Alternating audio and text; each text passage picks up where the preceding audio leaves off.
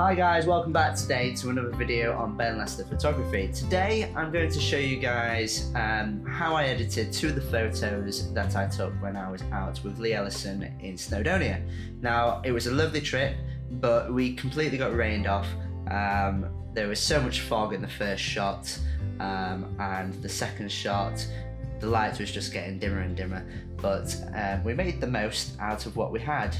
Now, photography is one of them things where you need to be able to take good photos wherever you are. You can't wait until the rain goes. You can't wait until there's a lovely sunset or a sunrise. Now, if you're lucky enough, you might be able to get them shots, and that's great, but Instagram is cluttered with sunrises, sunsets, lovely weather and all sorts, and actually it's the moody, difficult and extreme weathers which get the most attention.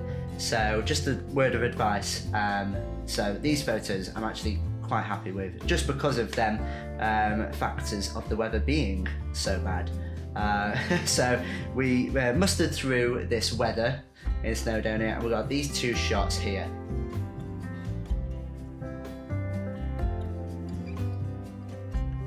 Now, in these two shots, the first one, obviously, it was so foggy that all I could take was the photos right in front of me. So this first shot here, which I'm going to put up, is a really long exposure. The exposure is 102 seconds, which amounts to just over a minute. It's not too bad, actually. It's not hugely long, but it's longer than what your timer has in your camera. So the best way to take this photo is probably by getting a wire or a cable remote, so you can then bypass the camera and try and do a little bit longer than what it says on the camera, which is 30 seconds. So this was 102 seconds to smooth out the water, and my composition was obviously laid out very near to me. So I used my wide angle. I think I have 16mm zoom on this shot itself, and I've cropped in later on. Also, I'm going to put a link in this description down below. If you guys are interested in any of the prints that I showed up on my channel, this link will take you to a website which will print out all of the photos. They're called Shed Photography. No, they're not. They're called the Shed Gallery. The Shed Gallery are a really good website which will print out any size of print that you want. And this isn't a sponsor at all, it's just something that has been introduced into my career recently, and they do really good prints. So if you guys are either interested in posting photos or buying photos, click on the link below. So back to the edit. Now I'm going to show you guys how I edited it. I'm going to try my best to recreate the image that is on the screen. So this photo I've got in front of me is obviously the first shot. Now what I'm going to do is I'm going to create a virtual copy, because I want to keep the original, and I'm going to create the virtual copy and basically reset it. There you go. So I've got written down here all my settings, and my settings are to first crop the image. Now this part is probably the most important. So what I did is I went to a 4x5, because this was going to go straight to Instagram, and then I cropped it. So I wanted all this lovely stuff in the foreground, and so I kept most of it. So the first thing I want to do is to correct the temperature. So depending on what filters that you have, mine weren't the most expensive ones, so I actually had a little bit of a blue colour cast, which can be fixed, and it's not a problem. So what I did, and I had my temperature to a quite high temperature, which was 147. So 147. That was my temperature. Now, looking at it, it looks a little bit orange, so in a bit I'm actually going to change the colour. so it's not as orange. Anyway, I didn't do too much to this photo, thankfully, and all I changed was some exposure settings, and then added what I think saved the photo for me. So, first thing is exposure. I'm going to leave here. Contrast I put as a 63. Now you're thinking, whoa, okay, way too much. Highlights, I'm going to drop. Still way too much. Shadows, I'm going to lift. It's actually getting somewhere now. Whites. Now I exposed this. Very dark, so there's the whites. And then the blacks actually put to a -7. I'm actually thinking to myself, where the hell did I create all this light? So I'm going to find out in a bit.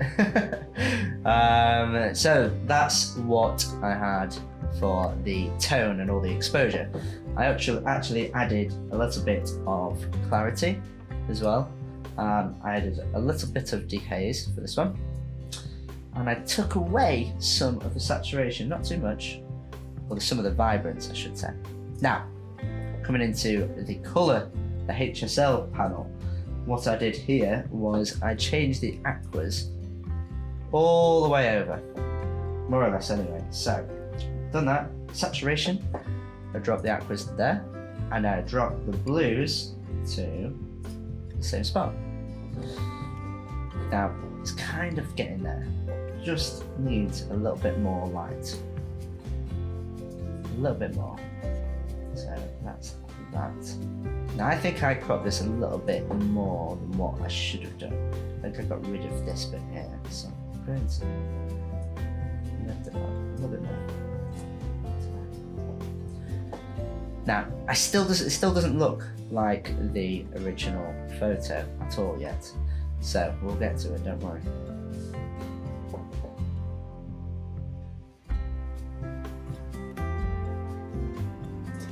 This here saved the photo for me. So if I just go into here, I'm going to put, and I'm going to hold Alt. I'm going to find the colour that I wanted. I'm pretty sure it was around here. It was a dark blue, and I'm only going to add a tiny bit. There you go. You can see the photo's changed so dramatically already. It's changed and had that kind of blue glow to the water. And also, you can see in the top the clouds. So, shadows. I also tried to make the shadows a little bit more blue. So I went into here and actually put a little bit more of a... So in the shadows, I added a little bit more of a green tinge to it, not much, but enough to counteract the purple that's in the tint. And then I did what I wanted to do with this balance slider to make sure that it was even. Now, if we have a look at both of these, they are not too bad. Well, I can see I did crop in quite a lot, and I should have kept this. I'm actually going to keep this at the moment. So there you go. That's more or less everything. The bit that lightened up the photo for me was this. There you go. Can you see how much light it adds into the photo? Now, that heavy vignette on that filter creates a lot of darkness. As you can see in here, all the shadows and blacks, as soon as I add this, it pushes them up and therefore creates a lot more light in the photo. I've actually got overexposed whites, but in any ideal shot, if you actually look before you take the photo at the shot you're taking, then you can see bits which are overexposed, you can see bits that are underexposed, but not much things that are underexposed. Anyway, there you go. That's the first photo done.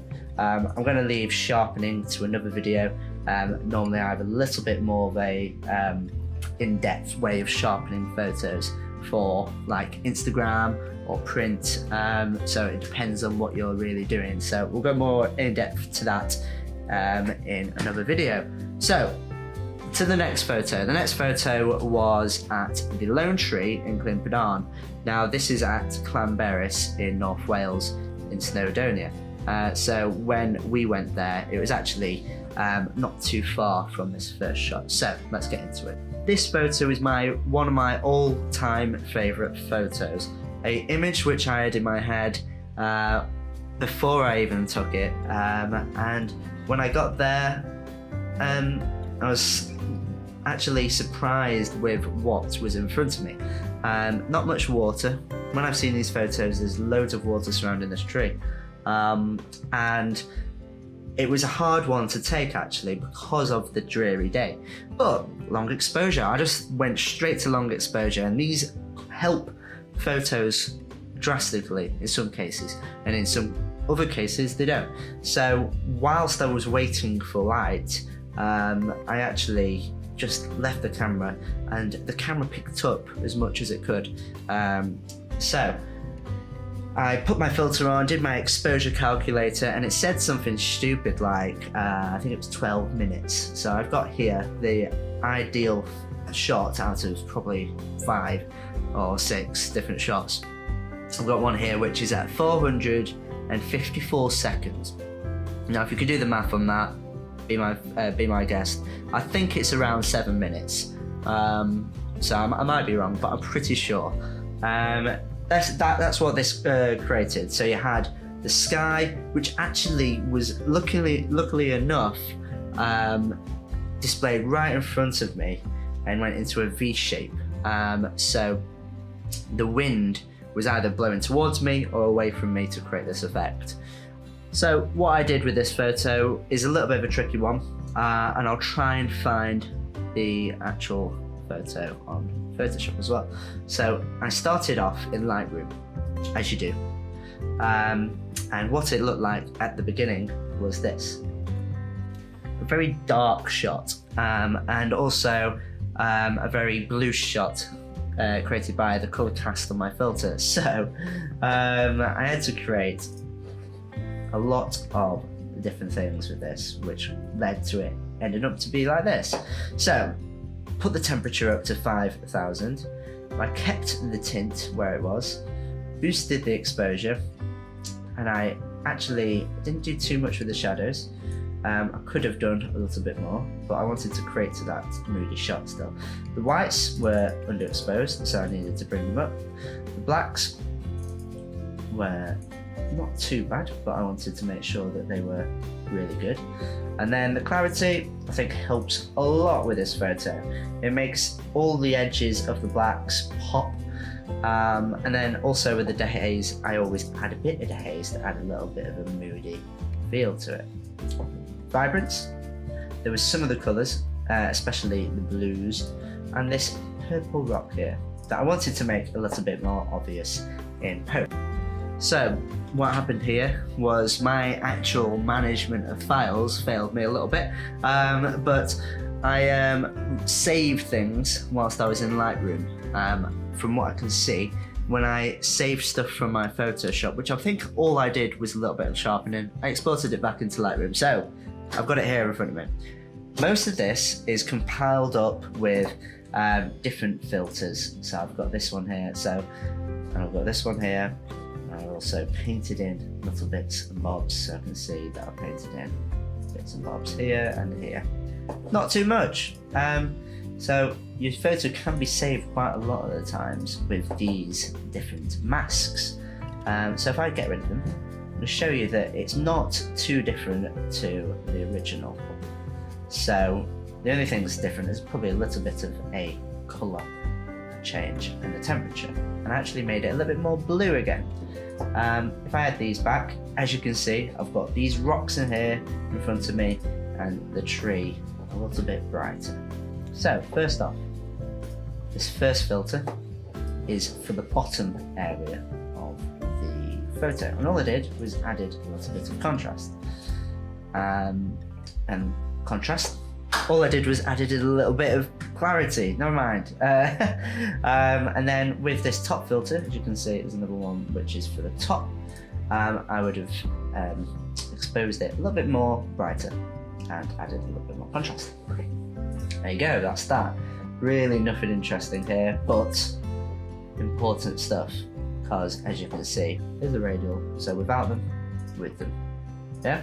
As you can see, it adds a little bit more brightness, and it adds a little bit more of a drawed in view to what you have here. Now, here, as you can see, all I focused on was this purple rock. Added a little bit of exposure to make sure that it was in your face and there, and you could see it. Added a little bit of clarity on top of the clarity from the radial filters. Added a little bit of dehaze. You can't really see much of this, which is fine. And then the most important thing is I added a bit more purple on it. As you can see, that adds so much of a difference. Actually come out of the brush thing here. You see how purple it is compared to the other shot. Also got a little bit more of similar things here. I actually don't know what I've done. I think I've just brightened everything up and made sure it's a bit more clarity. But yeah, that's it.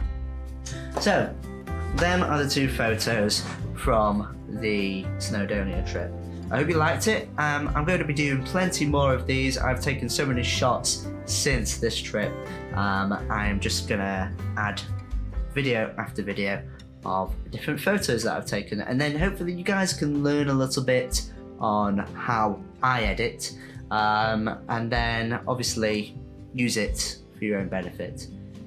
So yeah, if you like the video, please, as I always say, subscribe, comment below and like the video, and also hit that bell icon so you can get updated with all of my new videos. My next video will be hopefully something to do with me taking some photos, but until then, bye for now.